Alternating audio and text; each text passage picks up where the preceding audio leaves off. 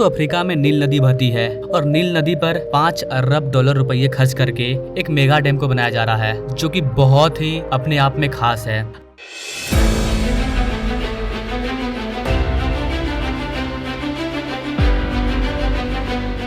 आइए आपको इस डैम के बारे में बताते हैं कि ये क्यों इतना खास है। भारत में इस तरह के डैम क्यों नहीं बनाए जाते हैं।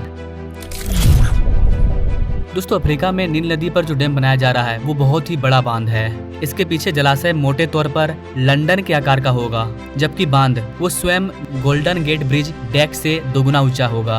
कैसे ये बहुत ही महाकाव्य मेगा प्रोजेक्ट है, इसीलिए इस वाले डैम को महाकाव्य भी बोलते हैं। इसका ओरिजिनल नाम ग्रेट इथोपियन रेनेसां डैम है। इसे बनाने में कई दशक लगे हैं और ये अफ्रीका देश के तथाकथित आर्थिक चमत्कार का हिस्सा है, क्योंकि इसने लाखों लोगों को गरीबी से बाहर निकाला है। लेकिन गाइस इसे खतरनाक चिंगारी के रूप में भी देखा जाता है, जो इस क्षेत्र में एक नए संघर्ष को जन्म दे सकती है। ये अफ्रीका का सबसे बड़ा बांध है। आपको बता दें गाइस कि इस वाले डैम पर काम अभी चल ही रहा है। जब ये डैम बनकर के तैयार हो जाएगा तो यह 5000 से ज्यादा मेगावाट बिजली का उत्पादन करेगा, जो कि इथोपिया के वर्तमान उत्पादन से भी दोगुना होगा। इसके अलावा गाइस इसके जलाशय में 74 बिलियन क्यूबिक मीटर पानी होगा। आपको बता दें गाइस कि इस वाले बांध को बनाने में 10 million cubic metre roll compacted concrete लग रहा है और इसमें 2 पावर स्टेशन, 3 स्पिलवे और एक सैडल डैम शामिल है।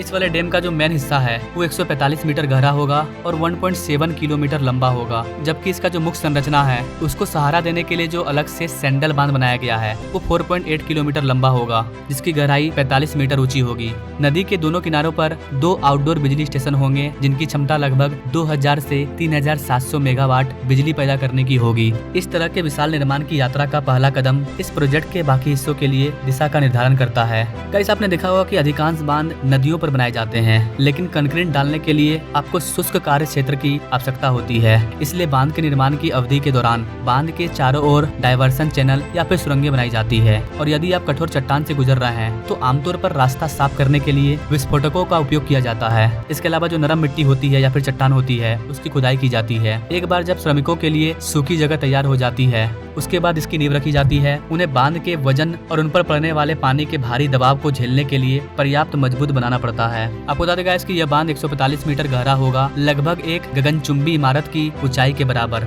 और इस 145 मीटर दीवार के पीछे करीब 74 बिलियन क्यूबिक मीटर पानी होगा, जिसका दबाव डायरेक्ट इस वाले दीवार पर पड़ेगा। तो सोचिए इस वाले दीवार को कितना मजबूत बनाना होगा। अगर हल्का सा मिस्टेक हुआ तो ना जाने कितने देश तबाह हो जाएंगे।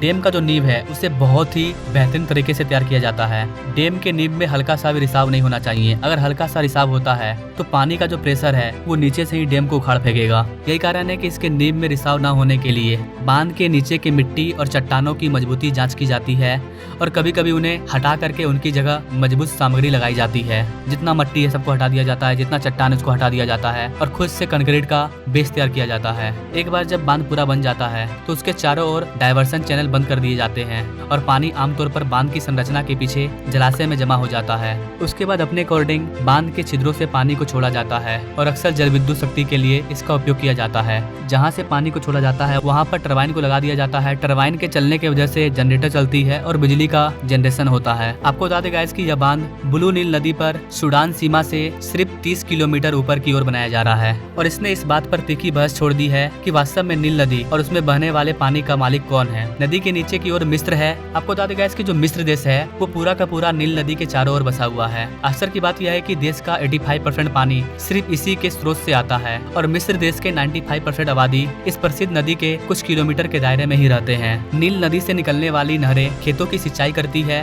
और शहरों, कृषि और मछली पकड़ने में मदद करती है। नील नदी ने हजारों सालों से इस रेगिस्तानी इलाके में जान फूंक डाली है और यदि कुछ ऐसा घटित हो जाए जिससे कि जल के स्रोत में ही खतरा पड़ जाए तो जाहिर सी बात है कि यहाँ पर विवाद उत्पन्न होगा और यही विवाद यहाँ पर उत्पन्न हो चुका है। इस क्षेत्र में तनाव बहुत ज्यादा है और यह बांध इसके केंद्र में है। मिस्र कथित तौर पर नील नदी में अपनी हिस्सेदारी की रक्षा के लिए इस डैम के ऊपर बमबारी भी कर सकता है। तो काफी डेंजरस यहाँ पर सिचुएशन हो चुका है, यानी कि इथोपिया के द्वारा जो डैम बनाया जा रहा है उसमें काफी ज्यादा खतरा है। अगर मिस्र इस पर बम छोड़ता है तो इनका पैसा तो बर्बाद होगा ही, लेकिन अगर डैम टूटता है तो फिर कितना नुकसान होगा ये कहना मुश्किल है। लेकिन जो भी हो ये बहुत ही मेगा प्रोजेक्ट है। इससे इथोपिया देश गरीबी से बाहर निकल सकता है। इससे जो बिजली का उत्पादन होगा इसे आसपास के देशों में सप्लाई किया जाएगा, जिससे यहाँ पर पैसा आएगा। डैम को बनाने में लाखों लोगों को रोजगार मिला है, उनका घर चल रहा है, मछली पालन होगा, किसानों को सिंचाई के लिए पानी मिलेगा, कई सारे फायदे होंगे डैम से। बाढ़ को भी रोका जा सकेगा। आपको बता देगा इसकी इथोपिया अफ्रीका की सबसे तेज गति से बढ़ने वाली अर्थव्यवस्था है। ये आंशिक रूप से बुनियादी ढांचे में बड़े पैमाने पर निवेश बढ़ा रहा है।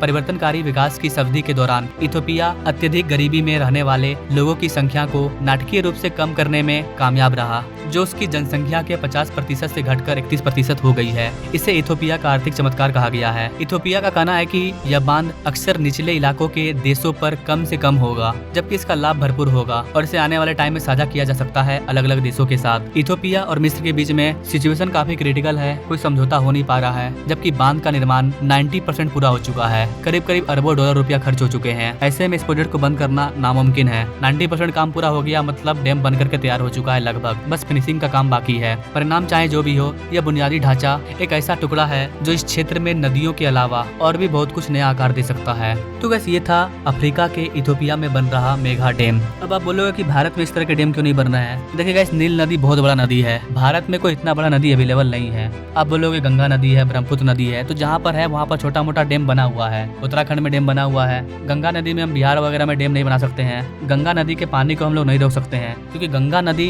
डायरेक्ट निकल करके सीधा बंगाल की खाड़ी में जाके मिलती है। गंगा नदी को अगर हम रोकने की कोशिश करेंगे तो आसपास के इलाके कभी भी बाढ़ में डूब सकते हैं। गंगा नदी के पानी को रोकना फिलहाल ये भारत के प्लान में नहीं है। बाकी अगर आप भारत के साथ साथ दुनिया के बड़े से बड़े प्रोजेक्ट के बारे में जानना चाहते हैं तो आप हमें कमेंट कीजिएगा, तभी हम आपको वर्ल्ड लेवल पर बन रहे बड़े प्रोजेक्ट के बारे में इस चैनल पर बताएंगे। बाकी मिलेंगे नेक्स्ट वीडियो में एक न्यू इंटरेस्टिंग प्रोजेक्ट के साथ। तब तक के लिए जय हिंद।